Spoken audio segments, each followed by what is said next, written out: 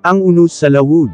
Gawa Kapitulo 27 versikulo 13 hanggang 38.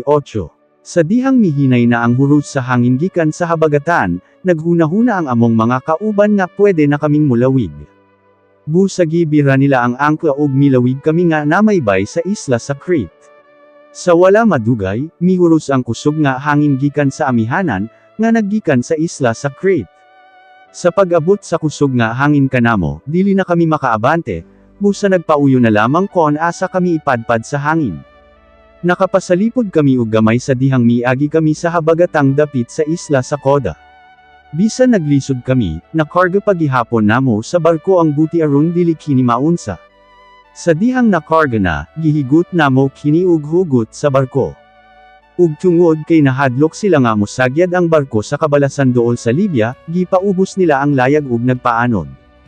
Nagpadayon pagayod ang kusog nga unos, sa pagkasunod adlaw nagsugod sila sa pagpanghulog sa mga kargamento sa barko didto sa dagat.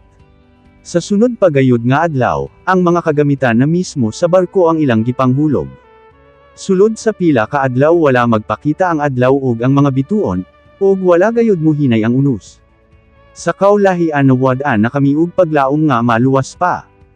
Pila na kaadlaw nga ang mga tawo wala gayud makakaon, busa miingon si Pablo kanila, mga higala, kon naminaw pa lamang kamo kanako nga dili o sakita mo gikan sa Crete, nalikayan unta nato nga mahitabo kining mga kalisod ug mga kapildihan. Apan karon giaghat ko kamo nga magpakaisog tungod kay walay mamatay kanato. Ang barko lamang ang maguba. Kay kagabii ang Dios nga maoy nagapanag iya kanako ug akong gialagaran nagsugo ug anghel dinhi kanako. Miingon siya, Pablo, ayaw ug kahadlok. Kinahanglan kang moatubang sa emperador didto sa Roma. Ug sa kaluoy sa Dios ang tanan mong mga kauban dinhi sa barko maluwas tungod kanimo.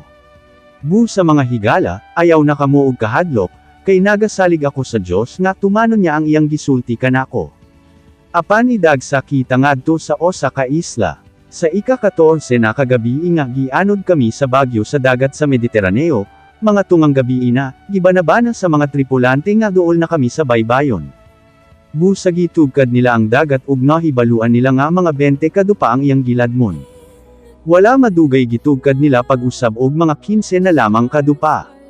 Ug tungod kay nahadlok sila nga mosagyad kami sa mga bato, gihulog nila ang upat ka angkla didto dapit sa likod sa barko. Ug nagampo sila nga mubuntag na. Buot unta mo sibat ang mga tripulante sa barko. Busa gipakanaog nila ang buti ngadto sa dagat, ug nagpasumangil nga maghulog lamang sila sa mga angkla sa dulong. Apan miingon si Pablo sa kapitan ug sa mga sundalo, kon mobiya ang mga tripulante sa barko dili ka maluwas. Busa giputol sa mga sundalo ang mga pisi nga gihigot sa buti ug gipasagdan kini nga maanod. Sa dihang kadlawon na, gipugos silang tanan ni Pablo nga mokaon. Miingon siya, duha na ka semana ang pagpaabot ninyo nga mahuman ang unos, ug wala gayud kamo makakaon. Busa kaon unaron mabaskog kamo tungod kay walay bisan osa kaninyo nga mamatay. Human misulti ni ini si Pablo, mikuha siya og panog sa atubangan sa tanan nagpasalamat siya sa Dios. Ug gipikas-pikas niya ang pan ug mikaon. Nadasig silang tanan ug mikaon. 276 kaming tanan nga nagsakay didto sa barko. Sa dihang nakakaon na ang tanan ug nabusog na, gihulog nila sa dagat ang mga dalang trigo aron mugaan-gaan ang barko.